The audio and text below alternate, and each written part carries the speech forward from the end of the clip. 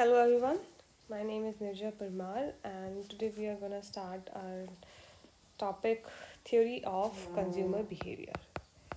Theory of consumer behaviour. देखो actually क्या है, जो हमारे माइक्रो इकोनॉमिक्स का पार्ट है ये वैसे, ठीक है। तो माइक्रो इकोनॉमिक्स में अगर आप लोगों को पता ही होगा, जब हम उसके सब्जेक्ट मैटर की बात करते हैं, स्कोप की बात करते हैं, तो उसमें हम डिफरेंट पढ़ते हैं कि जैसे कि थ्योरी, एक उसमें होता है कि थ्योरी ऑफ कंज्यूमर बिहेवियर, एक उसके अंदर होता है थ्योरी ऑफ प्रोडक्शन, ठीक है। एक उसके अंदर आता है आपका थ्योरी ऑफ फैक्टर प्राइसिंग। तो ये सारे के सारे क्या हैं, आपके सब्जेक्ट मैटर है या फिर कह सकते स्कोप है आपका माइक्रो इकोनॉमिक्स का। तो उसका एक पार्ट हमने आज उठाया है थ्योरी ऑफ कंज्यूमर बिहेवियर, ठीक है। तो कंज्यूमर बिहेवियर को हम शुरू करेंगे। कंज्यूमर बिहेवियर में बहुत सारे आपके पार्ट्स आते हैं जिसके अंदर हम कार्डिनल ऑर्डिनल एनालिसिस पढ़ते हैं, ठीक है। तो एक एक करके हम सारे पार्ट्स को उठाएंगे और अपना ये टॉपिक कंप्लीट करेंगे। तो consumer behaviour, theory of consumer behaviour नाम है हमारा, थ्योरी ऑफ कंज्यूमर बिहेवियर। तो कंज्यूमर बिहेवियर मतलब कि किस तरीके से एक पर्टिकुलर सिचुएशन में हमारा कंज्यूमर बिहेव करेगा, वो हमें यहाँ पे पढ़ना है। इसके अंदर दो अप्रोचेस हम पढ़ेंगे मेन। एक तो है आपकी कार्डिनल अप्रोच, ठीक है, और एक हम इसके अंदर पढ़ेंगे अपनी ऑर्डिनल अप्रोच। कार्डिनल और ऑर्डिनल अप्रोच पढ़ने से पहले हमें एक चीज़ पता होनी चाहिए, that is the word utility. Actually क्या है कि जैसे हमारा जो कंज्यूमर है, अब क्योंकि हमें यहाँ पे क्या करना है, हम पढ़ रहे हैं थ्योरी ऑफ कंज्यूमर बिहेवियर की, एक पर्टिकुलर सिचुएशन में कंज्यूमर किस तरह बिहेव करेगा।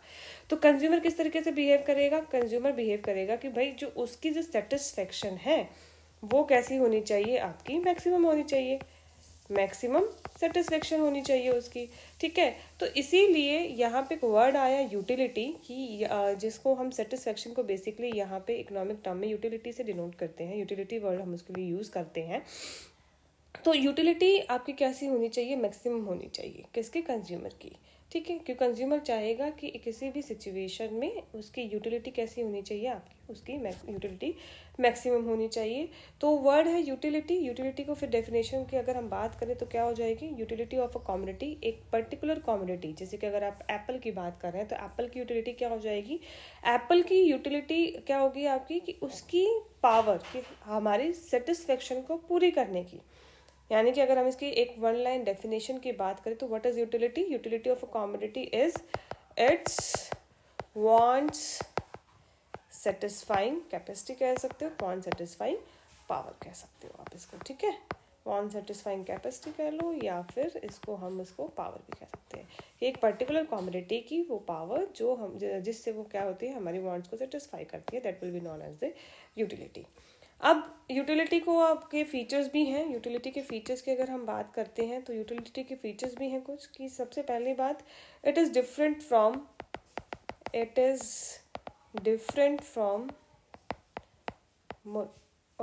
morality. Second one is it is different from usefulness. Third one is it is different from आपका joyfulness, and fifth one is it is a subjective concept. It is a subjective concept. कि कैसा concept है, subjective है। अब हो सकता है एक एप्पल खाने से सेटिस्फेक्शन मुझे ज़्यादा मिले और आपको कम मिले, तो इसीलिए इसने बोला कि कैसा कॉन्सेप्ट है, आपका सब्जेक्टिव कॉन्सेप्ट है। अब जैसे कि कई बार आप कह सकते हो कि ये मॉरलिटी से दूर है। मॉरलिटी से दूर का मतलब क्या है, कि मतलब डिफरेंट है। इसका मतलब क्या है कि ज़रूरी नहीं है कि जिस चीज़ को मैं कंज्यूम कर रही हूँ वो मॉरली भी ठीक है। हो सकता है मुझे उसको यूज़ करने से सेटिस्फेक्शन ज़्यादा मिल रही हो लेकिन मॉरली वो गलत हो। जैसे कि अगर मेरे को ड्रिंक करना है, ठीक है, ड्रिंक करने से हो सकता है कि मुझे सेटिस्फेक्शन ज़्यादा मिल रही हो, ठीक है, उससे मुझे यूटिलिटी ज़्यादा मिल रही हो, लेकिन मॉरली हो सकता है वो चीज़ गलत हो, ठीक है। तो मेन बात यहाँ पे याद रखना कि जो यूटिलिटी है that will be a subjective concept. ये एक सब्जेक्टिव कॉन्सेप्ट होता है। हर किसी की यूटिलिटी क्या होती है, आपकी डिफरेंट होती है, वो आपके टेस्ट एंड प्रेफरेंसेस के अकॉर्डिंग होती है, ठीक है जी। आई होप इतना समझ में आया होगा आप सभी को। देन हम बात करते हैं, ये तो चलो ठीक है, यूटिलिटी क्या है हमने ये बात करी। अब आगे हम बात करते हैं कि हमने कहा कि दो अप्रोचेस हैं, कार्डिनल एंड ऑर्डिनल अप्रोच। दो अप्रोचेस मैंने बोला, cardinal and ordinal approach. Cardinal and ordinal approach basically इनमें डिफरेंस कैसे करते हैं हम, ये यूटिलिटी के अकॉर्डिंग ही होती है। कार्डिनल अप्रोच कहती है कि यूटिलिटी को आप मेजर कर सकते हो, यूटिलिटी को आप मेजर कर सकते हो, ठीक है। और ऑर्डिनल कहती है कि आप यूटिलिटी को मेजर नहीं कर सकते, ठीक है। तो एक एक करके अप्रोच करते हैं, हम इसकी शुरुआत करते हैं और उसके बाद हम इसको अच्छे से समझ जाएंगे। तो सबसे पहले हम बात करते हैं किसकी, आपकी कार्डिनल अप्रोच की, ठीक है जी। हम करते हैं अपनी कार्डिनल अप्रोच। अच्छा, एक चीज़ और रह गई ऊपर, यूटिलिटी जो वर्ड था वो दिया किसने था, जो कॉन्सेप्ट था यूटिलिटी का, that will be given by Jeremy Bentham, ठीक है। किसने दिया था आपका जो अप्रोच, सॉरी, जो कॉन्सेप्ट था यूटिलिटी का जो कॉन्सेप्ट है, it is given by Jeremy Bentham, ठीक है,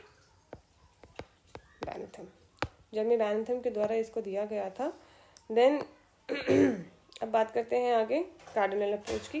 कार्डिनल अप्रोच देखो, वैसे तो इसके अंदर मेनली हम पढ़ते हैं कि ये मार्शल के द्वारा दिया गया था, ठीक है। मेनली तो हम इसके अंदर बोलते हैं मार्शल की, कि ये अप्रोच किसने दी थी, मार्शल ने दी थी। लेकिन इसके अंदर सिर्फ और सिर्फ मार्शल के नाम नहीं आते, इसके अंदर 4 नाम आते हैं। सबसे पहला जो नाम आता है इसके अंदर आता है गॉसन का ने दिया था 1854 में। देन इसके अंदर जेवंस का नाम आता है, जेवंस ने दिया था ये 1871 में।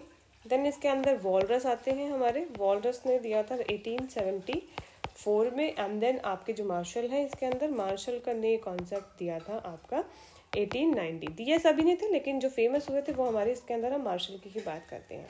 अच्छा, नेट के पॉइंट ऑफ व्यू से आपको इनके ईयर्स याद करने बहुत इंपॉर्टेंट है कि कार्डिनल ये बेसिकली आपके क्रोनोलॉजिकल ऑर्डर में लगाने आ जाते हैं, या फिर आपके आ जाते हैं मैच द फॉलोइंग में भी आ जाते हैं। तो नेट के अकॉर्डिंग आपको, नेट के पॉइंट ऑफ व्यू से इनके ईयर्स आपको पता होने चाहिए कि एक तो कार्डिनल अप्रोच से कौन कौन से इकोनॉमिस्ट जुड़े हुए हैं। सबसे पहली बात गॉसन, दूसरा आपके जेवंस, तीसरे वॉलरस एंड चौथे आपके मार्शल। ये चारों के चारों आपके कार्डिनल अप्रोच से जुड़े हुए हैं और इनके ईयर्स भी आपको पता होने चाहिए। Gossen 1854, Jevons 1871, Walras 1874 and then Marshall 1890, ठीक है।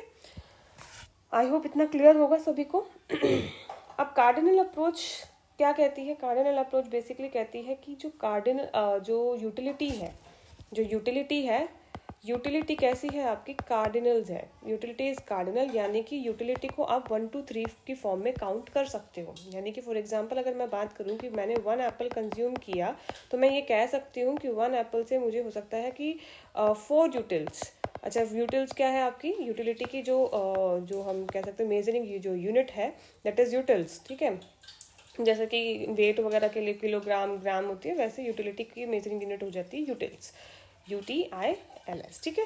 तो मैं कह सकती हूँ कि यहाँ पे जो आपकी कार्डिनल अप्रोच है वो क्या कहती है कि जो यूटिलिटी है दैट इज कार्डिनल। कार्डिनल का मतलब क्या हुआ कि आपको यहाँ से बेसिकली कि आप उसकी यूटिलिटी को मेजर कर सकते हो इन 1 to 3 की फॉर्म में, ठीक है। तो जैसे कि मैंने बोला कि एक एप्पल से मिलने वाली यूटिलिटी कितनी हो गई, 4 यूटिल्स हो गई, ठीक है जी। इसके बाद हम इसके अजम्पशन की बात करते हैं। देन फिर इसके लॉ आते हैं डिफरेंट, उनकी हम बात नेक्स्ट अपनी वीडियो में करेंगे। अभी हम फिलहाल यहाँ पे इसके पहले करते हैं अजम्पशंस।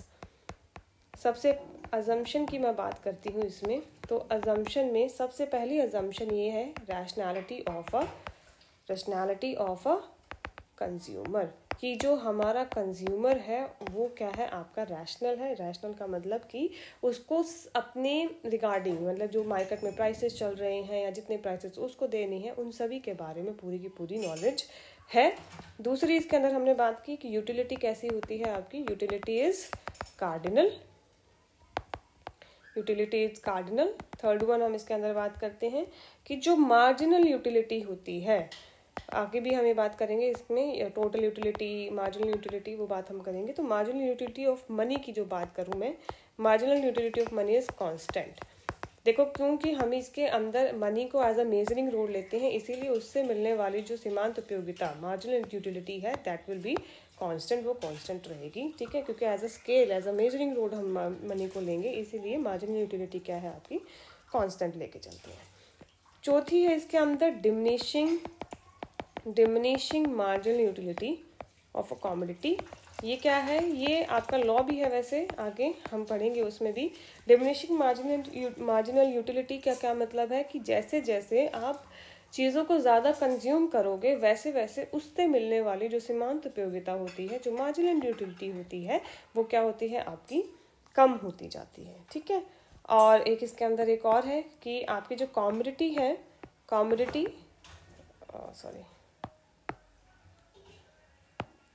जो कमोडिटी है आपकी, कमोडिटी इज कम्प्लीटली डिविजिबल, कि आप उसको कम्प्लीटली डिवाइड कर सकते हो। ठीक है, कम्प्लीटली डिविजिबल।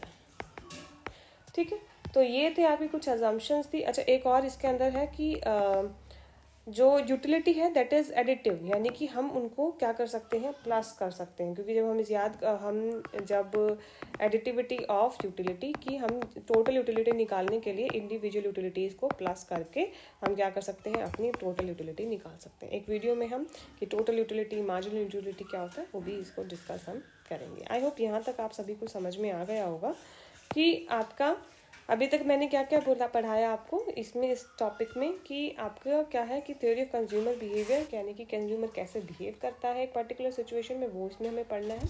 दो अप्रोचेज हैं, cardinal approach and ordinal approach. Utility क्या होती है, one satisfying power of a commodity is utility given by Jeremy Bentham. And इसके फीचर्स की है कि आपकी मॉरलिटी से का अलग है, यूजफुलनेस से अलग है, जॉयफुलनेस से अलग है, और एक क्या है, ऐसा कैसा कॉन्सेप्ट है ये आपका, ये कि सब्जेक्टिव कॉन्सेप्ट है। देन कार्डिनल अप्रोच की हमने बात करी, तो कार्डिनल अप्रोच में 4 इकोनॉमिस्ट के हमने नाम पढ़े, गॉसन, जेवंस, वॉलरस और मार्शल। ठीक है, एंड देन यूटिलिटी के बारे में हमने फिर इसके हमने असम्पशंस पढ़ी है। ठीक है, इसके आगे करेंगे हम अपनी